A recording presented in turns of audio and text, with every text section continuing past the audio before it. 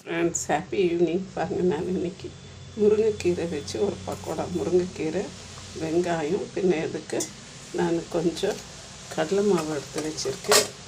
ஒரு 2 ஸ்பூன் கடலை மாவு, ஒரு 1.5 ஸ்பூன் அளவுக்கு அரிசி மாவு எடுத்து வச்சுருக்கேன். கொஞ்சம் உப்பு எடுத்து வச்சுருக்கேன். மிளகாத்தூள் எடுத்து வச்சுருக்கேன். கொஞ்சம் சோடா மாவு, ஓமம் எடுத்து வச்சுருக்கேன். இது எல்லாத்தையும் போட்டு நல்லா ஃபஸ்ட்டு மிக்ஸ் பண்ணி எடுத்துக்கலாம். கொஞ்சம் சூடான எண்ணெயை இதில் ஊற்றிக்கணும். ஃப்ரெண்ட்ஸ், இப்போ எண்ணெய் சூடாக இருக்குது. இதை சும்மா ஒரு ஸ்பூன் அளவுக்கு ஊற்றிக்கலாம். அப்போ கொஞ்சம் நல்லா கிறிஸ்பாக இருக்கும். எண்ணெயும் ஜாஸ்தி குடிக்காதுன்னு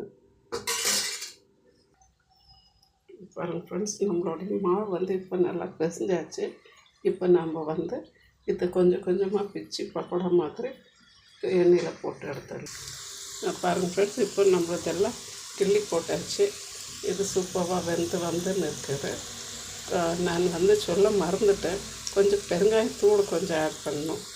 அது பெருங்காயத்தூளை நான் லேட்டாக தான் ஆட் பண்ணேன். நீங்களும் ஆட் பண்ணிக்கிடுங்க. பாருங்கள் ஃப்ரெண்ட்ஸ், கொஞ்சத்துக்கு நான் இஞ்சி பூண்டு போட்டுக்கிறேன். எனக்கு எங்கள் வீட்டில் ஒருத்தவங்க அந்த இஞ்சி பூண்டு சேர்க்க மாட்டாங்க. ஸோ அவங்களுக்காக இஞ்சி பூண்டு இல்லாமல் செஞ்சாச்சு. இப்போ கொஞ்சம் இஞ்சி பூண்டு சேர்த்து மிக்ஸ் பண்ணி இப்போ இதை செய்யலாம். பாருங்கள் ஃப்ரெண்ட்ஸ், நம்மளுடைய ஹோம்மேட் முருங்கைக்கீரை pakoda with tea evening snacks சூப்பராக இருக்கும். இங்கே மைசூரில் நல்லா மழை பெஞ்சுன்னு இருக்குது. இந்த டைமுக்கு இது சூடாக ஒரு பக்கோடாவும் டீ, ஒரு டமாட்டோ கெச்சப்போடு சாப்பிட்டா ரொம்பவே டேஸ்டியாக இருக்கும். குளிருக்கு மழைக்கு ரொம்பவே இதமாக இருக்கும். தேங்க்யூ ஃபார் வாட்சிங் ஃப்ரெண்ட்ஸ். இது முருங்கைக்கீரை குழந்தைங்களுக்கெல்லாம் ஈஸியாக செஞ்சு கொடுக்கலாம். வீட்லேயே 2 மினிட்ஸ் எல்லார் வீட்லேயும் முருங்கை மரம் இருக்கும் நினைக்கிறேன். கொஞ்சம் உருவிட்டு இப்படி ஈஸியாக செஞ்சு கொடுத்துடுங்க. தேங்க்யூ ஃபார் வாட்சிங் ஃப்ரெண்ட்ஸ். ப்ளீஸ் ஷேர் பண்ணுங்கள், லைக் பண்ணுங்கள், சப்ஸ்கிரைப் பண்ணுங்கள். Thank you friends.